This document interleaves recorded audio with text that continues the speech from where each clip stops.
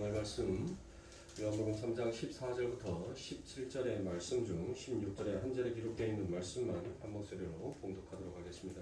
오늘 말씀은 요한복음 3장 14절부터 17절의 말씀이지만 그중 16절 한 절의 한 말씀만 한 목소리로 봉독하겠습니다. 봉독합니다. 하나님이 세상을 이처럼 사랑하사 독생자를 주셨으니 이는 그를 믿는 자마다 멸망하지 않고 영생을 얻게 하려 하심이라. 아멘. 자, 오늘은 하나님의 사랑이다라는 이 말씀을 가지고 여러분들과 이제 이 이야기를 계속적으로 이어서 나가도록 하겠습니다. 오늘 우리가 읽었던 요한복음 3장 16절에 대해서 이 말씀은 여러분들이 너무나도 익히 잘 아는 구절이고 너무나도 잘 알고 있으며 때로는 또 암송까지도 하는 구절이다라고 할 수 있습니다. 그래서 오늘 본문 15절까지는 예수님께서 니고데모에게 하시는 말씀의 부분이 기록이 되어 있으며 16절과 17절은 요한이 지금까지의 내용을 요약해서 설명하는 부분이 그곳에 기록이 되어 있습니다. 그래서 요한이 1장 말미에서 예수님께서 나다니엘에게 하신 말씀처럼 하늘이 열리는 것을 보리라는 그 대주제를 가지고 2장부터 표적들의 책들을 시작합니다. 그래서 그 첫 번째 표적이 무엇이었습니까? 가나안의 표적의 이야기를 가지고 예수님은 형식주의에 빠져버린 생명 없는 그 유대교와 예수 그리스도의 그 보혈을 대조함으로 인해서 구원은 오직 예수 그리스도의 보혈로 그 공로로만 즉 은혜로만 이루어진다라는 것을 그 가나안의 혼인잔치에서 이야기하고 그리고 곧장 이어서 성전의 파괴 사건을 통하여서 잎사귀만 무성한 인간의 행위를 나무라시면서 예수님 자신이 그 옛 성전이 되셔서 파괴되는 은혜의 복음을 또다시 한번 반복하여 말씀하고 있습니다. 그리고 2장 말미에서 예수님은 모든 사람의 속까지 다 아시기 때문에 겉만 번드러하게 믿는 척하는 자들의 그 믿음은 온전한 믿음이 아니다라고 여기시고 그들의 추임새를 그들의 모든 추악함을 하나님께서는 폭로하시더란 것입니다. 그리고 난 다음에 그 하나님께서 너희들의 겉모습만 번드러한 자, 너희는 진짜 하나님을 섬기는 자가 아니다라는 그 믿음의 대표로 누가 등장을 하는 거예요? 우리가 지난 시간까지 함께 여러분들과 은혜 나누었던 그 니고데모가 등장을 하더라는 것입니다. 그런데 니고데모는 여러분들 어떻습니까? 니고데모는 세상 사람들이 복이다라고 여기고 또 힘이다라고 여겼던 그 모든 것을 너무나도 완벽하게 가진 사람이었습니다. 누가 봐도 그는 하나님의 주시는 복을 과분하게 받은 사람이다라고 볼 수 있습니다. 그런데 그것은 여전히 겉모습만 같더라라는 것이에요. 그래서 하나님께서는 너희들의 겉모습만 하나님 앞에 복을 받는 것이 아니라 너희의 속까지도 하나님 앞에 복을 받아야 한다라고 그와 같이 얘기를 합니다. 그래서 그렇게 겉으로만 복받은 자의 모습처럼 보여지는 그 니고데모, 그 겉으로 표현되어 있는 보여지는 것을 쫓아서 가는 그것이 복이다라고 여겨지는 자들의 그 영적 상태가 어떠한지를 요한은 밤에 속한 자다라고 하면서 그 니고데모를 굳이 어둠과 밤에 속한 자, 영적으로 어두워 있는 자, 피폐한 자다라고 밝히더란 것입니다. 그래서 요한은 니고데모의 이야기를 통해서 구원은 오직 은혜로만 주어지게 되는 것임을 천명을 하고 있더라는 것입니다. 그래서 우리가 지난주에 11절과 12절과 13절을 보면서 하나님의 은혜로 거듭나지 못한 사람은 하늘의 비밀을 절대 알 수 없고 믿을 수도 없음을 주님께서 말씀하셨습니다. 그래서 하늘의 비밀을 알 수 있고 믿을 수 있는 자들은 반드시 하나님의 은혜의 선물을 받아야 함을 니고데모에게 강조하더란 것입니다. 그리고 오늘 본문에 넘어와서 그 거듭남이다라고 제시되어 있는 그 구원의 방법이 구체적으로 설명이 되고 있습니다. 니고데모에게 거듭남 이외에는 절대 하나님을 만날 수 없다, 하나님을 볼 수 없다라고 그와 같이 이야기하셨습니다. 그러면 거듭남은 어떻게 얻는 것이냐에 대한 이야기가 바로 오늘 본문에 나와 있는 이야기인 것입니다. 그래서 오늘 본문 14절에 보시면 주님께서 광야에서 노뱀을 들려진 것처럼 자신도 들리셔야 한다라고 그와 같이 니고데모에게 말씀합니다. 여러분들 이 이야기는 여러분들이 너무나도 잘 알고 있는 어디의 이야기를 가져다 가신 거예요? 지금 우리 주님께서 광야에서 목뱀처럼 당신이 들려야만 된다라는 이 말씀을 하셨잖아요. 그러니까 이 니고데모는 이 주님의 말씀을 주님이 이렇게 말씀하셨을 때 니고데모는 구약의 성경을 통독한 자죠. 네. 니고데모는 구약의 성경을 달달달달 외우고 있는 자란 말이에요. 아주 능통한 자란 말이에요. 능통한 자. 네? 그러면 니고데모는 바로 어떤 말씀을 떠올렸겠어요? 바로 민수기 21장에 기록되어 있는 그 말씀을 머릿속에서 기억하고 떠올렸을 겁니다. 자, 민수기 21장에는 어떠한 내용이 들어가 있습니까? 민수기 21장 4절부터 9절의 말씀에 보니 백성이 호렙산에서 진행하여 홍해길로 쫓아 에돔 땅을 둘러 행하려 하였다가 길로 인하여 백성의 마음이 상하니라. 백성이 하나님과 모세를 향하여 원망하되 어찌하여 우리를 애굽에서 인도하여 올려서 이 광야에서 죽게 하는고 이곳에는 식물도 없고 물도 없도다. 우리 마음이 이 박한 식물을 싫어하노라 하매 하나님께서 불뱀들을 백성 중에 보내어 백성들을 물게 하심으로 이스라엘 백성 중에 죽은 자가 많은지라. 백성이 모세에게 이르러 가로되 우리가 여호와와 당신을 향하여 원망함으로 범죄하였사오니 여호와께 기도하여 이 뱀들을 우리에게서 떠나게 하소서. 모세가 백성을 위하여 기도하며 여호와께서 모세에게 이르시되 불뱀을 만들어 장대 위에 달라 물린 자마다 그것을 보면 살리라. 모세가 목뱀을 만들어 장대 위에 다니 뱀에게 물린 자마다 목뱀을 쳐다본즉 살더라라는 이 말씀을 지금 니고데모는 떠올렸을 거란 말이에요. 그리고 또한 주님께서도 바로 너희들에게 주어지는 그 구원이 어떻게 완성이 되어질 것인지를 지금 민수기 21장의 말씀을 통하여서 내가 이 말씀을 이루러 온 자다라는 것을 지금 주님은 예표하고 계신 것입니다. 여러분들께서도 너무나도 잘 알고 계시는 이 민수기 21장의 내용은 어떠한 내용입니까? 출애굽을 한 이스라엘이 광야를 건너서 가나안으로 가는데 이제 에돔 지방을 지나가게 됩니다. 그런데 에돔 사람들이 치사하게 뭘 하더라고요? 이 이스라엘 백성들이 자기의 동네를 지나가는 것을 별로 탐탁해 여기지 않았습니다. 그래서 그들의 길을 가로막아 버립니다. 그래서 이스라엘은 에돔을 이렇게 둘러서 가야 했다라고 이야기를 하는 것입니다. 그 여정이 심히 고단했기 때문에 이스라엘 백성들은 금방 불평을 하기 시작했습니다.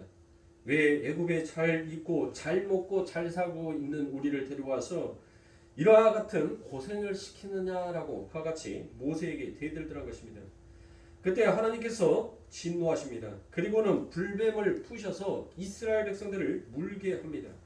그래서 많은 사람들이 죽습니다. 불뱀이라는 것은 물리게 되면 몸에 불처럼 열이 나서 죽게 되는 아주 맹독을 가진 뱀을 뜻합니다. 그래서 불뱀이다라고 얘기합니다. 그러자 이스라엘 백성들이 모세에게 와서 하나님께 부탁해서 우리를 좀 살려달라고 기도해 주라라고 그와 같이 얘기합니다. 하나님은 모세의 부탁을 들으시고 모세에게 처방을 내리시죠. 그런데 그 처방이 무엇입니까? 못으로 뱀을 만들어서 장대에 높이 달고 뱀에게 물린 자마다 그 뱀을 쳐다보도록 하라라고 그와 같이 얘기합니다. 여러분들 한번 생각해 보세요.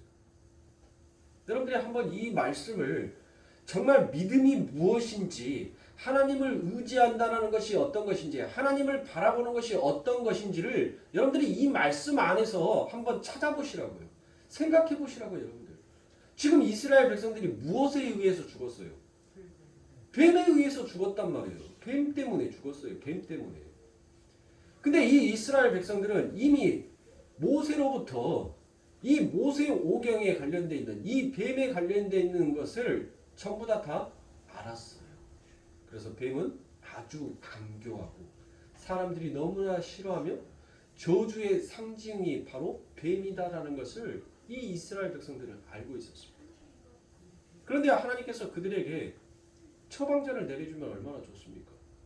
그때 당시 처방전이라면 지금처럼 약을 내려주면 만나와 메추라기처럼 그렇게 하늘에서 그때 당시에 뱀에게 물렸던 자들이 치료로 썼던 그와 같은 약품들을 하나님께서 내려 주었다면 오히려 그들이 더 쉽게 그 일을 행하지 아니하였을까요?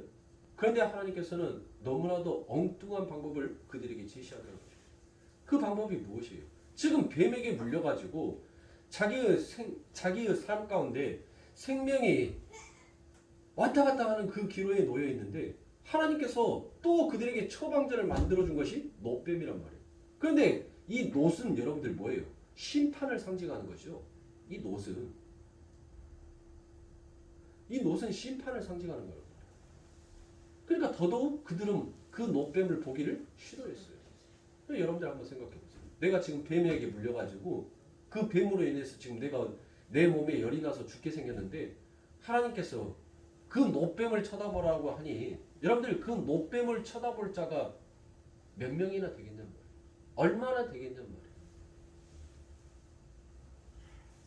이게 하나님의 구원의 방식이다라는 것을 지금 하나님께서 설명하는 거예요. 너희의 힘으로 너희의 노력으로 아무리 너희가 발버둥 쳐봤자 너희는 그 해독제를 구하기도 전에 너희들은 죽을 수밖에 없는 자다라는 거예요. 그 사망에서 너희들은 건져질 수가 없다라는 것을 하나님께서 말씀하는 거예요. 오직 사망의 권세를 깰 수 있는 것은 누구밖에 없다. 하나님밖에 없다라는 것을 하나님께서 친히 설명하는 거예요. 너희들이 저주다라고 생각하고 너희들이 두려워하고 무서워했던 그것을 그 권세를 깰 수 있는 자는 오직 하나님밖에 없으니까 너희는 누구를 의지하라는 겁니까? 너의 의를 의지하지 말고 오직 하나님을 의지하라라는 그와 같은 하나님의 믿음의 격발이 너희들에게 있느냐라는 것을 묻고 있는 것입니다. 그런데 여러분들 그 중에서 상자들도 있지요.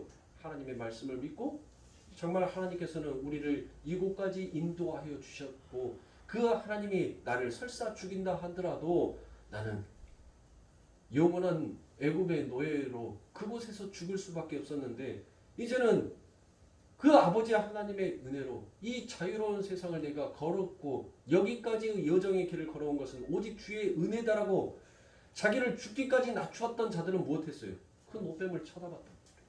그런데 놋뱀을 안 쳐다보는 사람들도 있었을 거 아닙니까?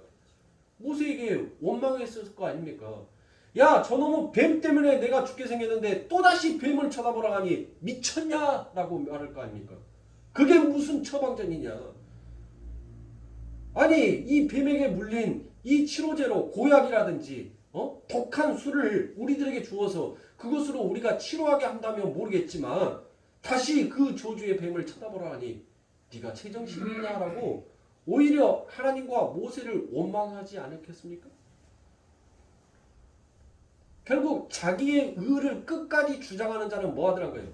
그 아버지 하나님의 말씀 앞에서 너희는 죽을 수밖에 없는 자다라는 것을 하나님께서 보여주는 그와 같은 그림이 이곳에 그려져 있습니다. 지금 예수님께서는 무엇을 말씀하고 싶어 하는 거예요? 이 니고데모에게 너희가 아무리 세상의 복을 받고 싶어서 그 하나님의 말씀을 지키고 율법과 제사를 지내고 너희가 착한 일 선행을 하고 많은 사람들로부터 네가 인정을 받는다 하더라도 그 안에 진짜 하나님을 섬기는 그 믿음이 너희 안에 들어있지 아니한다면 너희들은 죽은 자와 같다는 것이에요. 그래서 내가 너희들을 무엇하기 위해서 그렇게 죽어있는 너희들, 그렇게 죽어가는 너희들을 살리기 위해서 내가 놋뱀이 되어 장대 위에 달려서 너희를 이제 살려내겠다는 거예요. 그러니까 누구를 보라는 겁니까? 예수를 보라는 거예요. 예수를 바라보는 자는 산다는 것입니다. 내 의와 내 지혜와 내 지식을 가지고 세상을 사는 자는 여러분들 이 세상에서 잘 풀린 것 같지만 여러분들 못하는 거예요. 그들은 죽어요. 그들은 죽을 수밖에 없는 것이에요. 여러분들 욥기를 읽어보셨으면 알다시피 세상의 사람들은 여러분들 그 욥을 침뱉으며 욕했어요. 그러나 그 욥은 무엇했었습니까? 진짜 믿음이 무엇인지 진짜 하나님의 은혜가 무엇인지 그 아버지 하나님의 놀라우신 일 앞에 자기가 거듭나게 되니까 자기는 하나님 앞에 아무것도 아니었던 존재인 것을 깨닫게 되자 하나님께서 그에게 무엇을 베풀어 주십니까? 그 그 악인이 쌓아두었던 그 엄청난 재물들을 누구에게 줘버려요? 바로 의인이 되어버린 당신의 아들에게 그 악인이 쌓은 재물을 부어버리더란 거예요. 부어버리는데 얼마나 부어요? 보세요. 내 지식과 내 지혜와 내 삶의 방식으로 고수하고 여러분들이 인생을 달려가면 그게 여러분들 정말 잘 풀리고 멋진 인생 같지만 결국 그것은 누구를 위해서? 하나님의 백성들을 위해서, 진짜 의인을 위해서 쓰여지는 한낱 도구에 불과해버린 것입니다. 사랑하는 성도님들, 예수를 바라보세요. 그래서 우리 교회 표어가, 영구 표어가 뭐예요? 예수를 바라보자. 다른 표어가 무슨 표어가 있습니까? 예수를 바라보는 자가 사는 거예요. 지금 예수님은 그것을 이 니고데모에게 말씀해 주고 있는 것입니다. 이와 같은 말씀을 들었던 니고데모는 무척 당황을 했을 것입니다. 그는 할례를 받고 제사를 지내는 사람이었고 율법을 목숨처럼 지켰던 사람이었습니다. 그리고 도덕적으로 학문적으로 숭앙을 받던 그 사람에게 대뜸 너는 거듭나지 않으면 절대 구원받지 못한다라고 말씀하신 후에 그 거듭남은 광야에서 못뱀을 바라본 것처럼 장대에 달리신 자신을 바라봐야 너희는 살 수 있다라는 그와 같은 말을 하셨을 때 이 니고데모는 얼마나 당황하겠습니까? 그러니까 한마디로 구원이라는 것은 우리 인간의 가능성에 절망하고 오로지 눈을 들어서 위에 하나님을 바라볼 때 구원이 주어질 수 있다라는 것을 요한은 이 이야기를 통해서 다시 한번 우리들에게 반복적으로 설명하여 주고 있는 것입니다. 그래서 민수기 21장의 이야기가 바로 이 양반의 이야기를 하는 거구나라는 것을 이 니고데모는 금방 알아먹었어요. 그래서 그 다음부터는 그 세상 어떤 것도 두려워하지 아니하는 자로 그가 거듭나 쓰게 되더라는 것입니다. 그래서 오늘 본문 14절에 들리고라고 번역이 된 그 단어가 바로 헬라어로 휩소우입니다. 휩소우. 근데 이 휩소우라는 이 헬라의 단어는 아랍어 제캅이라는 그 단어에서 나온 말입니다.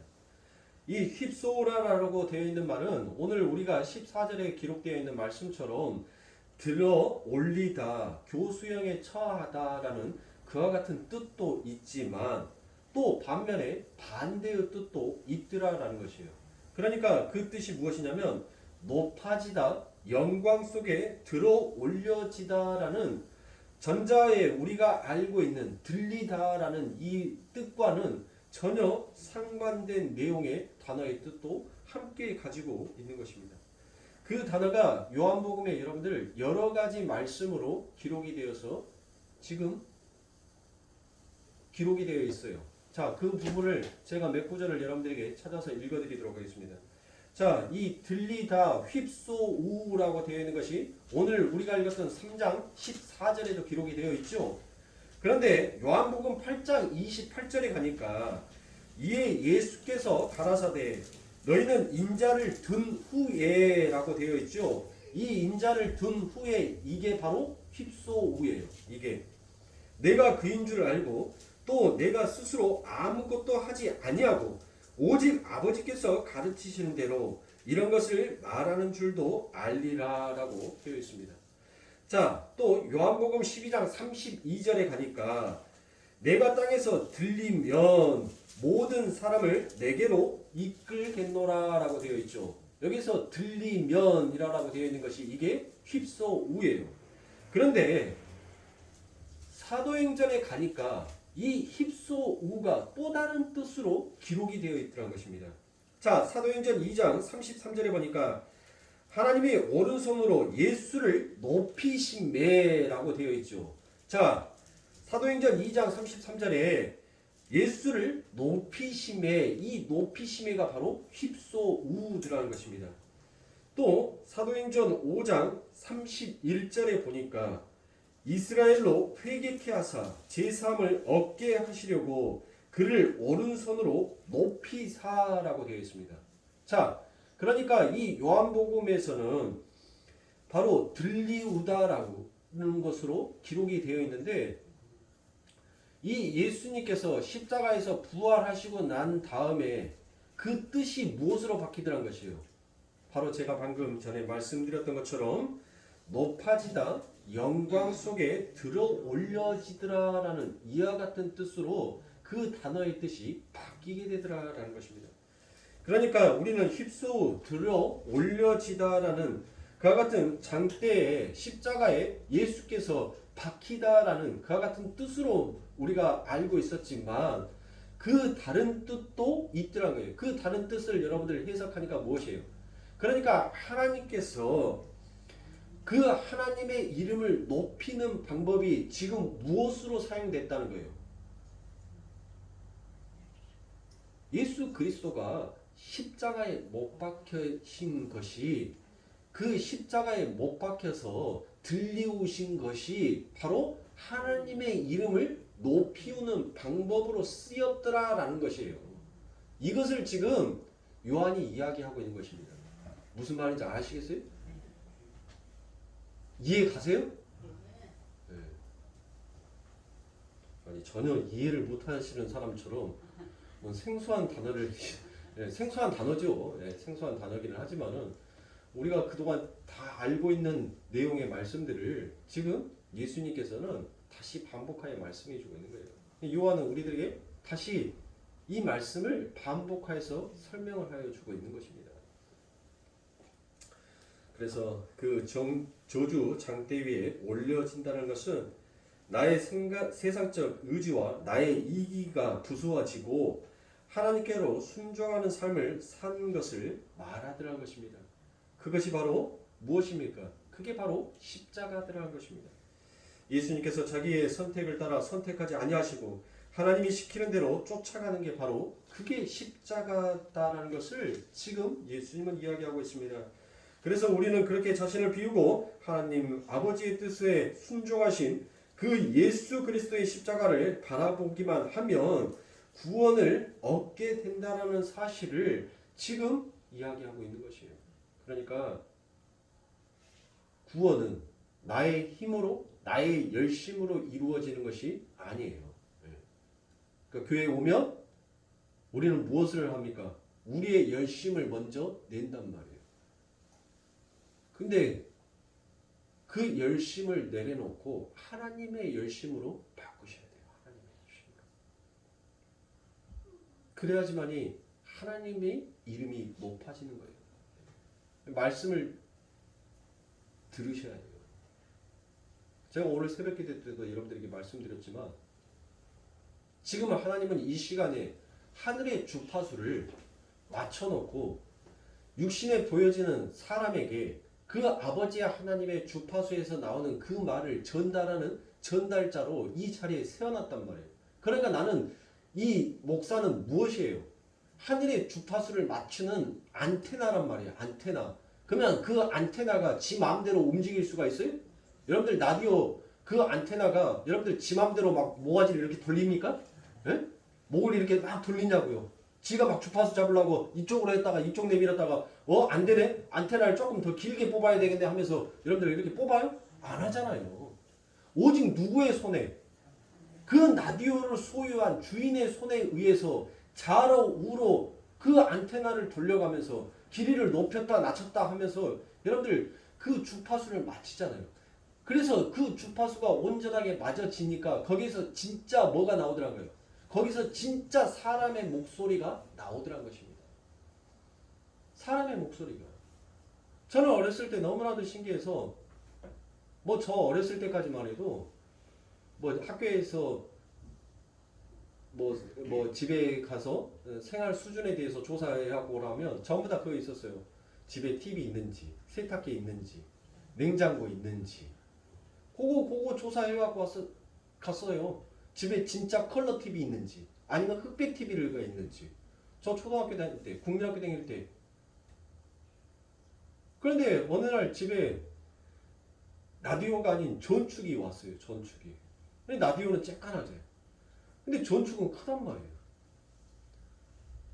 라디오에는 요만한 사람들이 살고 전충에는 조금 더 키가 큰 사람들이 살아가지고 거기에서 수많은 이야기들을 하는 것이 그게 그 안에 담겨져 있는 그들의 역할인 줄 알았어요. 그래서 나중에 이제 조금씩 이제 4학년, 5학년이 돼서 과학 시간에 이 라디오를 만드는 그 과학 실험을 했는데 아무리 눈 씻고 찾아봐도 그 안에 사람이 없더란 거예요. 사람이 없더란 거예요. 사람이. 예배에 왔으면 다른 거 다 내려놓고 하나님의 주파수에서 나오는 그 이야기를 들어야 돼요. 그 이야기를. 그 이야기 듣기 위해서 이 자리에 온 것이지 여러분들이 여러분들 일을 하려고 이 자리에 온 거 아니잖아요. 그럼 교회 뭐 하려고 오냐고요. 아니 내일 할 거면 교회 왜 나오냐고요. 아니 집에서 하시지. 이 자리는 하나님의 주파수가 맞춰져서 그 하나님의 라디오에서 하나님의 백성에게 향한 하나님의 말씀이 지금 이 자리에서 선포되는 거란 말이에요. 그러니까 사랑하는 성도님들, 지금 예배 나와서 예배에 집중이 안 되면 내 영적 상태가 지금 아직 하나님의 주파수를 못 맞추고 있구나라는 것을 생각하시고 여러분들 그 부분을 놓고 금식을 하세요. 내 집안에 우환이 있어서 내 삶 가운데 어려움이 있어서 그것을 해결하기 위해서 금식으로 여러분들 그 하나님의 아름다운 것을 사용하지 마시고 내가 하나님의 주파수와 하나님의 말씀을 청종하지 못하는 나의 영혼의 피폐함, 나의 영혼의 어둠을 여러분들이 통회하면서 금식하면서 하나님 내 영혼이 하나님의 말씀을 들을 수 있는 영혼으로 깨어나게 해 주소서라고 여러분들이 금식하시라고요. 40일 금식을 하든 일주일 금식을 하든 그런 것을 놓고 한번 금식을 해보시라고요. 안 하잖아요. 우리가 언제 합니까? 하나님 앞에 기도하고 기도했는데 뭐예요? 하나님이 안 들어주니까 뭐예요? 아 내가 이제 안 들어주 하나님 안 들어줘. 나 이제 밥 안 먹어버려 이제. 나 내 얘기 들어줄 때까지 나 물 한 모금도 안 먹고 밥도 안 먹어볼 거예요 이제. 오기 받쳐가지고 하나님 앞에 금식하면서 기도하지 마시고 정말 내 삶 가운데 내 영혼 가운데 내가 하나님의 말씀 앞에 바로 서지 못하는 그 부분을 놓고 정말 애통해하면서 이 문제를 이 구원의 문제를 어떻게 하나님이 해결할 수 있사옵니까? 라고 통회하는 심령으로 여러분들이 육신의 그 양식을 끊어버리면서까지라도 하나님 앞에 그것을 간구해 보시란 말이에요.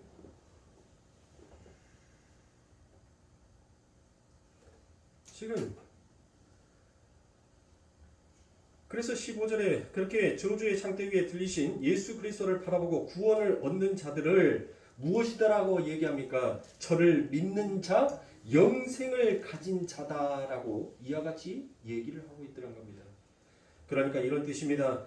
십자가로 들려 올려진 예수 그리스도를 바라보고 구원을 얻은 사람은 역시 그들 각자의 십자가 위로 들여 올려지는 삶을 살게 되어 있더라라는 것이에요. 그래서 성경은 그 삶을 바로 순종의 삶이다라고 그와 같이 얘기합니다. 그들을 15절에 저를 믿는 자, 영생을 얻은 자다라고 부르고 그와 같이 불러진 자들을 바로 예수님은 거듭난 자다라고 그와 같이 이야기하는 것입니다. 그래서 요한은 3장 마지막 절에서 그 믿음을 순종과 같은 의미로 사용을 하고 있더라는 것입니다. 요한복음 3장 36절에 보니 아들을 믿는 자는 영생이 있고 아들을 순종치 아니하는 자는 영생을 보지 못하고 도리어 하나님의 진노가 그 위에 머물러 있느니라 라고 이와 같이 얘기합니다. 여러분들 잘 보시면 영생이 있고 없고라는 이 결과절 앞에 무엇이 등장을 하는 거예요? 원인절이 등장을 하죠. 자, 그 원인절 중에 무엇이 있습니까? 하나는 믿는 자이고 하나는 순종치 아니하는 자다라고 그와 같이 얘기를 하고 있죠. 그렇죠? 그러면 뒤에 결과절은 다 영생이 있고 없고인데 그 앞에 원인절은 믿는 자, 순종치 않는 자다라고 이야기를 한단 말이에요. 그러니까 믿음과 순종이라는 것은 무엇하더란 거입니까? 똑같은 선상에다 놓고 지금 이야기를 하고 있다는 것이에요. 그러니까 믿음과 순종은 여러분들 따로따로 분리되어 있는 것이 아니라 같은 거란 거예요. 같은 단어, 같은 뜻이다라는 거예요. 같은 뜻, 같은 말이다라는 거예요. 믿음이 있는 자는 뭐 하는 거예요? 닭이 먼저예요, 꽁이 먼저예요? 아니, 닭이 먼저예요, 알이 먼저예요? 아니, 닭이 있어야지 알이 있고 알이 있어야지 닭이 있을 거 아닙니까? 그러니까 여러분들 결국 그것이 뭐예요? 똑같은 거예요. 똑같은 거. 닭이나 달걀이나 똑같은 거예요. 지금 그 말이에요. 믿음이나 순종이나 똑같은 말이라는 거예요. 이 뭐가 그렇게 중요하냐는 거예요. 너가 믿음이 없이 어찌 순종이 나오고 네가 무턱대로 순종한다고 해서 그것이 어찌 믿음이냐라고 얘기를 하는 거 아닙니까? 그렇죠. 그래서 믿음은 항상 행위를 내포하고 있더라는 것입니다. 믿음과 순종이 따로 존재할 수 없고 따로 놀 수가 없더라는 것이에요. 그래서 여러분, 나는 믿음이 있어 그러는데 전혀 변화가 없고 전혀 순종하는 삶이 안 나올 수 없더라라는 것을 로마서 1장 15절에서 그와 같이 얘기합니다. 로마서 1장 15절에 보면 그러므로 말미암아 우리가 은혜와 사도의 직분을 받아 그 이름을 위하여 모든 이방인 중에서 믿어 순종케 하나니라고 되어 있지요. 자, 믿으면 어떻게 된다는 거예요? 에? 로마서 1장 5절 그 마지막 부분에 믿으니 뭐하게 되더라는 거예요? 순종케 하나니. 그러니까 믿으니까 어떤 것이 일어나는 거예요? 순종하게 된다는 것이죠. 그러면 여러분들 그 순종은 뭐예요? 우리 저기 뒤에 보면 답이 있는데 뒤에 보면 진짜 답이 있다니까 돌아보세요. 언능 또 안 떠오르면 뒤에 딱 프랭카드를 보면 순종은 뭐예요? 뭐예요? 십자가예요. 십자가. 그러면 십자가는 뭐예요? 십자가를 진다는 것은 뭐 한다는 거예요? 내가 부인된다는 거. 내가 죽는다라는 것을 바로 십자가를 지는 삶이라는 거예요. 바로 그 삶이 무슨 삶이더라? 믿음이 있는 자, 영생을 얻은 자의 삶이더라라는 것이에요. 그러니까 믿음이 있으면 여러분들이 뭐 이 세상 가운데서 성공을 이루고 번영을 이루는 것이 아니라 믿음이 있으면 그 믿음이 우리를 무엇하게 만들더라는 거예요? 순종케 만드는데 어떻게 순종하게 만들어요? 십자가를 지게끔 만들더라는 거예요. 그러면 그 십자가를 지고 무엇하라는 거예요? 자기를 부인하라는 거죠. 그렇게 자기를 부인하는 자가 결국 누구를 높이는 거예요? 하나님을 높이더라는 것이에요. 하나님을. 그것을 지금 이 요한이 거듭남이라는 이 이야기를 가져다가 풀고 있는 거예요. 그러니까 자꾸 엉뚱한 행위를 쫓아서 거듭남, 성화 이런 얘기 하지 마시란 말이에요. 이것도 안 되잖아요. 순종은 개뿔. 우리가 무슨 순종을 합니까? 하나님의 말씀 앞에 전부 다 우리가 이사야서 53장의 말씀처럼 양은 어디를 가기를 좋아해요? 십자가의 길? 목자의 길을 따라가기를 좋아해요? 각기 다 제 길로 가건만 내 맘대로 가기를 원한단 말이에요. 다 내 맘대로. 그 목자의 발 뒤꿈치를 보면서 우리는 가야 하는데 양들은 뭐 하더라고요? 지 마음대로 가더란 거예요. 그러니까 뭐 하는 거예요? 그러니까 목자한테 두드려 맞는 거예요. 양이 자꾸 곁길로 가니까 못 가게끔 하기 위해서 뭐 하더란 거예요? 때리는 거 아닙니까? 때리는 거예요. 너 겉길로 가지 말라는 거예요. 그게 우리들의 삶 가운데 무엇으로 다가오는 거예요? 그게 고난으로 환난으로 다가오는 거예요. 왜? 그 목자의 뒤를 따라간 양만 뭐 할 수 있으니까? 살 수 있으니까. 푸른 초장으로 갈 수 있으니까. 근데 각기 제 길로 가면 못하는 거예요. 결국 이리와 늑대로 인해서 우리는 찢김을 당하고 삼킴을 당할 수밖에 없게 되더라는 것입니다. 그러니까 진짜 성도가 해야 할 것은 하지 않고 엉뚱한 것들만을 전부 다 그것을 열심으로 생각하고 쫓아가고 있으니 여러분들 하나님께서 얼마나 통회하시지 않겠습니까? 얼마나 답답해 하시지 않겠습니까?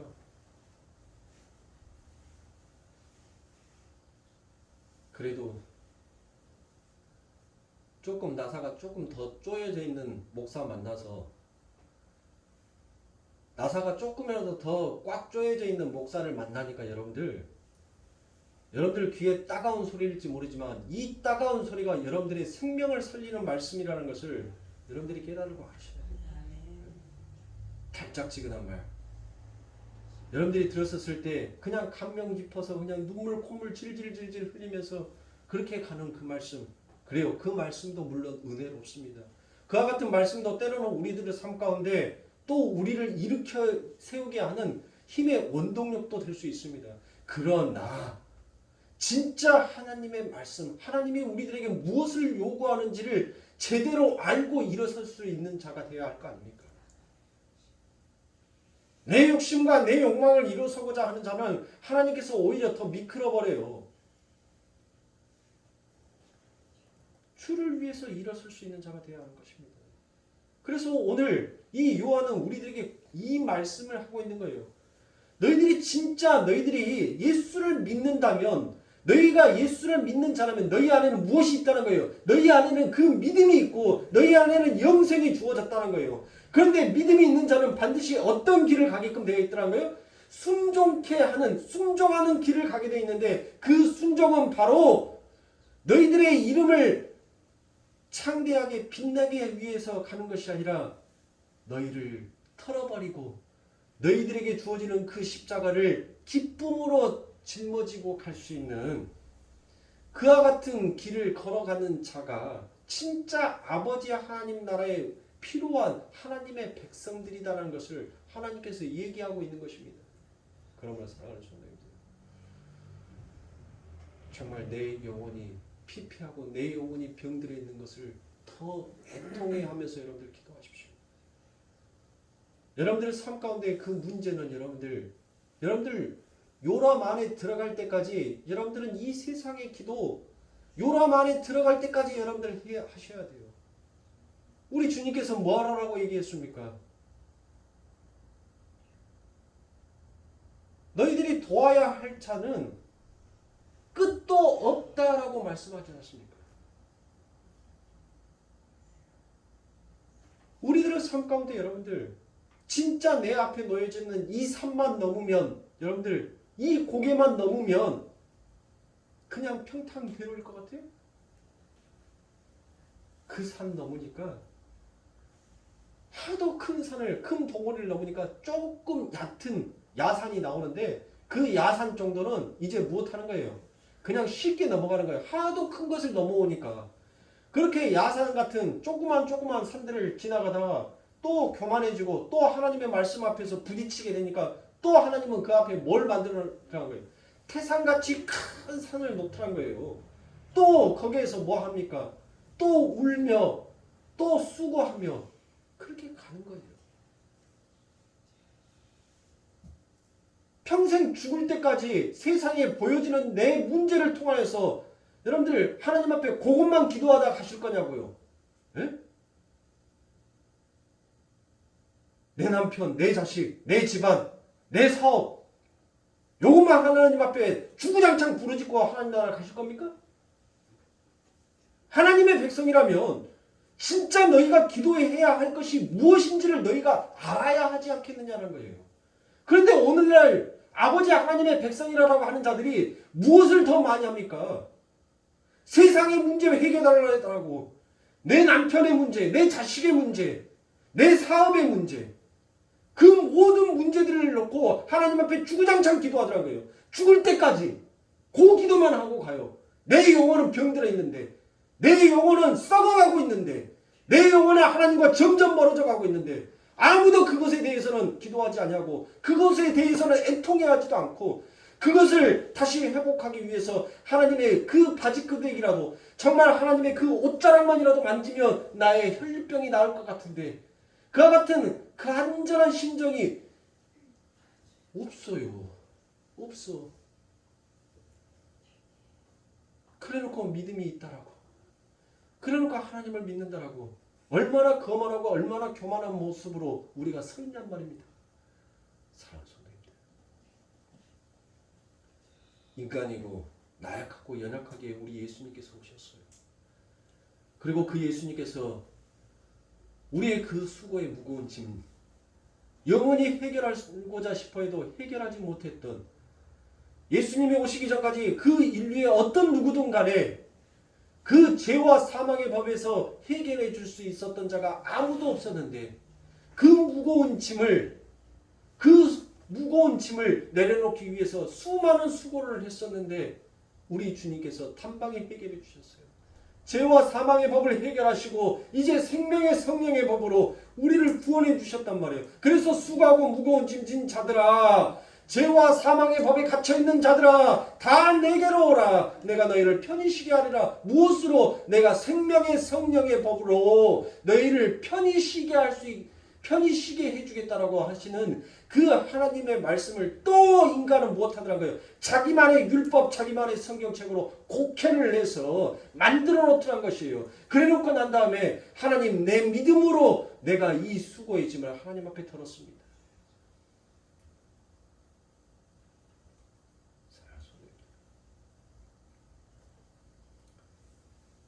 진짜 믿음 있는 자, 정말 하나님이 원하시는 그 믿음을 간절히 바라는 자, 그와 같이 그 믿음의 행보를 달리는 자의 삶은 무엇으로 치닫게 되는 거예요? 순종의 삶으로 치닫게 되는 것입니다. 그래서 야고보서 1장 22절부터 25절의 말씀에 너희는 도를 행하는 자가 되고 듣기만 하여 자신을 속이는 자가 되지 말라. 누구든지 도를 듣고 행하지 아니하면 그는 거울로 자기의 생긴 얼굴을 보는 사람과 같으니 제 자신을 보고 가서 그 모양이 어떤 것을 곧 잃어버리거니와 자유하게 하는 온전한 율법을 들여다보고 있는 자는 듣고 잊어버리는 자가 아니요 실행하는 자니 이 사람이 그 행하는 일에 복을 받으리라. 아니 여러분들이 좋아하시는 복이라는 이 복자가 써져 있네. 예? 그토록 간절히 바라는 복이. 근데 하나님께서 못하는 거예요. 네가 나의 명령을 듣고 잊어버리지 않냐면 내가 네 삶 가운데 못하겠다는 거예요. 그 복을 시행하여 주겠다라고 얘기하지 않습니까? 이보다 여러분들 더 큰 소망의 말씀이 어디 있냐고요. 돈을 만드시고 세계를 창조하시고 나라를 세우신 그 하나님, 그 하나님께서 못하겠다랍니까? 네가 내 말을 듣고 그 말을 믿어서 진짜로 시행하면, 순종하면 내가 너에게 뭐를 주겠다라고 얘기합니까?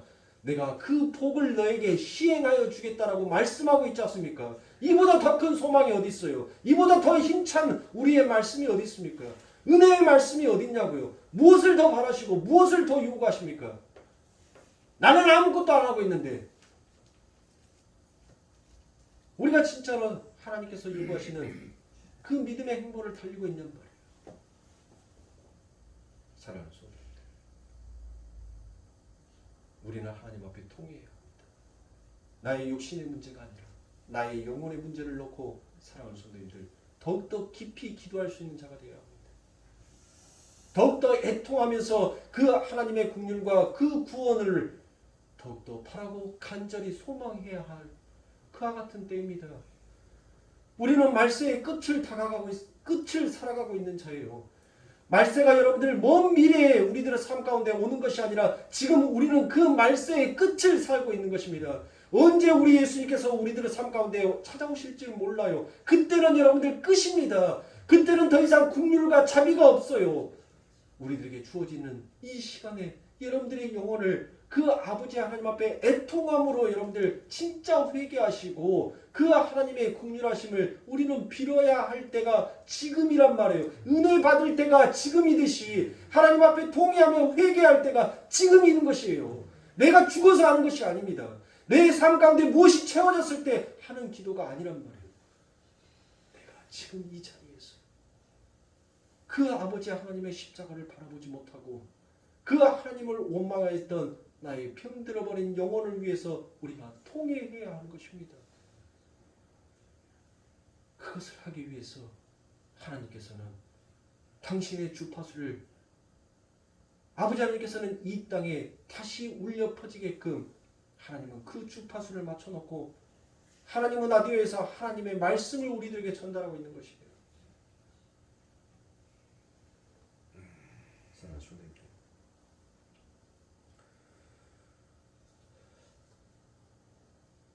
그러니 여러분들의 삶 가운데 무엇을 향하여서 여러분들의 마음을 생각하고 계십니까? 여러분들의 마음을 돌이키십시오. 하나님의 말씀을 듣고 그 아버지 하나님께서 내게 구원을 베풀어 주신 그 하나님의 은혜를 잊어버리지 아니하고 내 삶 가운데 그 믿음이 격발되어서 순종하지 못하는 자, 그 십자가를 짊어지기 위해서 미꾸라지처럼 이쪽 저쪽으로 빠져나가는 나의 추악한 모습, 나를 부인하고 싶지 아니하고 나를 더 높은 곳에 세우고 싶어 했던 나의 죄의 본성을 하나님 앞에 기도할 수 있어야 하는 것입니다. 그래서 야고보서 2장 14절부터 22절에 내 형제들아 만일 사람이 믿음이 있노라 하고 행함이 없으면 무슨 이익이 있으리요 그 믿음이 능히 자기를 구원하겠느냐 만일 형제나 자매나 헐벗고 일용할 양식이 없는데 너희 중에 누구든지 그에게 이르되 평안히 가라 덥게 하라 배부르게 하라 하면 그 몸에 쓸 것을 주지 아니하면 무슨 이익이 있으리요 이와 같이 행함이 없는 믿음은 그 자체가 죽은 것이라 혹이 가로되 너는 믿음이 있고 나는 행함이 있으니 행함이 없는 내 믿음을 내게 보이라 나는 행함으로 내 믿음을 내게 보이리라 내가 하나님은 한 분이신 줄 믿느냐 잘 아는도다 귀신들도 믿고 떠드니라 아 허탄한 사람아 행함이 없는 믿음이 헛된 것인 줄 알고자 하느냐 우리 조상 아브라함이 그 아들 이삭을 제단에 드릴 때 행함으로 의롭다 하심을 받은 것이 아니냐 내가 보거니와 믿음이 그 행함과 함께 일하고 행함으로 믿음이 온전케 되었느니라 라고 이와 같이 얘기합니다. 이렇게 하나님의 은혜의 선물을 받은 사람들은 순종이라는 십자가를 열심히 지고 사는 사람이다 라고 그와 같이 얘기합니다. 그래서 오늘 본문 15절에서 저를 믿는 자라고 되어 있는데 여기에서 믿다라고 되어 있는 이 단어가 바로 피스티온이었다라고 제가 여러분들에게 여러 번 말씀을 드렸죠. 믿음, 피스티온. 근데 여기에서 쓰여진 이 믿음이 바로 어떠한 것으로 쓰여져 있냐면 현재 분사형으로 쓰여져 있더라고요. 그러니까 끝나버린 것이 아니에요. 그 믿음이 너희들에게 주어짐으로 끝나버리는 것이 아니란 말이에요. 그러니까 믿음이 여러분들에게 한 번 딱 던져 주어지고 나머지는 너희들이 알아서 찾아와가 아니에요. 그 믿음이 무엇 하더라고요. 그 믿음이 원하는 열매가 나올 때까지 계속적으로 여러분들을 뭐 하는 거예요? 그 믿음이 여러분들을 끄집어 당겨버리는 거예요. 그래서 여러분들은 그 믿음에 의해서 나오는 열매가 바로 무엇이더라? 순종이다라는 그 열매가 맺어질 때까지 그 믿음은 여러분들이 들고 계속적으로 일을 하더라라는 것입니다. 그래서 니고데모에게 주님께서 거듭남에 대한 설명을 하시는 부분이 이제 16절에서부터는 요한이 지금까지의 내용을 요약해서 이제 설명하는 대목이 나옵니다. 그래서 요한복음 3장 16절은 여러분들 지나다니는 그 스님들도 전부 다 외울 정도의 말씀이 되어버렸습니다. 그만큼 이 기독교의 핵심 교리가 그 속에 모두가 다 담겨져 있을 만큼 아주 중요한 구절이기도 합니다. 그래서 디얼 무디 같은 사람이 이 구절 한 구절을 가지고 10번이 넘을 정도로 설교를 했고 존 스펠전 목사님 같은 경우는 이 말씀 3장 16절 이 말씀을 가지고 20번이 넘는 설교를 했을 정도입니다. 그래서 그 구절 속에 들어있는 아주 중요한 기독교의 교리 그 도구마를 우리가 크게 두 가지로 나눌 수가 있습니다. 첫 번째 그 교리가 무엇이냐면 The Sending 표물러입니다. 그러니까 무슨 말이냐면 보내심의 교리가 이 안에 들어가 있더라라는 것입니다. 그러니까 하나님께서 위에서 아래로 당신의 아들을 보내셨다라는 것이에요. 네? 그것도 이 세상을 심판하기 위해서가 아닌 무엇하기 위해서 하나님께서는 당신의 아들을 보냅니까? 구원하기 위하여서 하나님께서는 위에서 아래로 당신의 아들을 보내시더라는 것입니다. 그 아들을 위에서 아래로 보내시는 것. 이게 얼마나 대단한 교리인가라고 여러분들이 생각할지 모르겠지만 여러분들 인간이 만들어 놓은 종교는 무슨 종교예요? 인간이 만들어 놓은 종교는 전부 다 인간이 그 신에게 찾아가는 종교란 말이에요. 그렇죠? 그게 고등 종교 아닙니까? 마호메트든 부처든 천주교든 뭐든지 간에 여러분들 보세요. 인간이 그 신을 찾아간단 말이에요. 인간이 그 신을. 예? 근데 유일하게 이 기독교만 무엇하더란 거예요? 신이 인간에게 직접 찾아오는 거예요. 이 안에 엄청난 하나님의 은혜가 담겨 있는 것을 여러분들은 아셔야 하는 것입니다. 그래서 여기 안에 그 첫 번째 도구마, 그 첫 번째 교리가 무엇이더라고요? 보내심의 교리가 이 안에 들어가 있더라라는 것입니다. 그 보내심의 교리 안에는 하나님의 아들의 선제 사상과 왜 하나님이 보내셨을까라는 그 전제가 있었을 것을 바로 있었기 때문에 그 아들을 보내셨더라라는 것입니다. 그래서 하나님께서는 14절에서 아들을 보내셨다라고 되어 있는데 이 보내셨다라고 되어 있는 것이 바로 헬라어로 아포스텔론입니다. 아포스텔론. 이 아포스텔론이라는 것은 유기시키다라는 그와 같은 뜻이 있어요. 유기시키다. 그러니까 사랑하는 성도님들 보세요. 미혼모가 여러분들 뉴스에서 보지요. 미혼모가 화장실에서 아이 신생아 아이를 유기시켰다. 그러니까 뭐 했다는 거예요? 쓰레기통에 버렸다. 그와 같은 말이 되겠죠. 그러니까 하나님께서는 이 세상의 쓰레기통에 누구를 버려버린 거예요? 당신의 아들을 버려버린 거예요. 뭐 하기 위해서? 이 세상을 구원하기 위해서. 그래서 하나님께서는 당신의 아들을 보내셨더라라는 것입니다. 그렇게 하나님께서 당신의 아들을 보내심으로 인하여서 우리들에게 어떠한 길이 열려지는 거예요? 죄와 사망의 법이 끊어지고 생명의 성령의 법이라는 새로운 길이 열리게 되더라는 것입니다. 그러니까 예수 그리스도가 이 땅에 여러분들 오시지 아니하였다면 우리들은 무엇해야 돼요? 지금도 그 이스라엘 백성들처럼 여러분들 살았을 것이고 우리는 무엇해요? 전혀 예수랑은 상관없는 자의 모습으로 살아갔을 거예요. 철저한 유교와 불교의 사상을 가지고 여러분들 그것을 답습하면서 살아갔을 거란 말이에요. 저와 여러분들이 지금 하나님의 그 은혜로 구원받았다는 것은 지금 하나님께서 저와 여러분들의 삶 가운데 누구를 보내주셨다는 거예요? 이 예수 그리스도를 보내주셨다는 겁니다. 그래서 그 예수 그리스도가 무엇하는 거예요? 우리를 죄와 사망의 법에서 건져내신 것입니다. 아무도 나를 구원해 줄 사람이 없어요. 아무도 나를 찾는 자가 없습니다.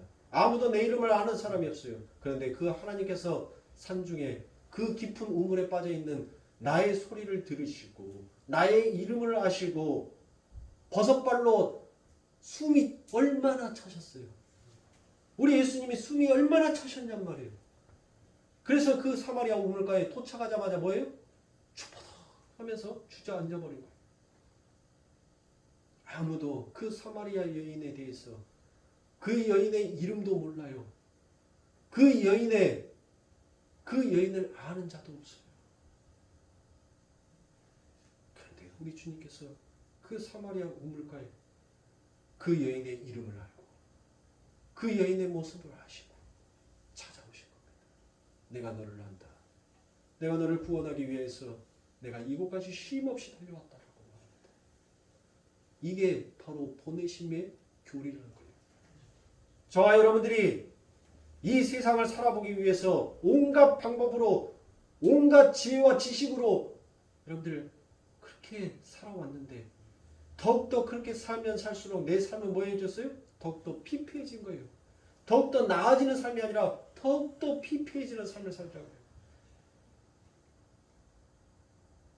그때 우리 주님께서 영원한 생명이 되셔서 우리들의 삶 가운데 찾아오십니다.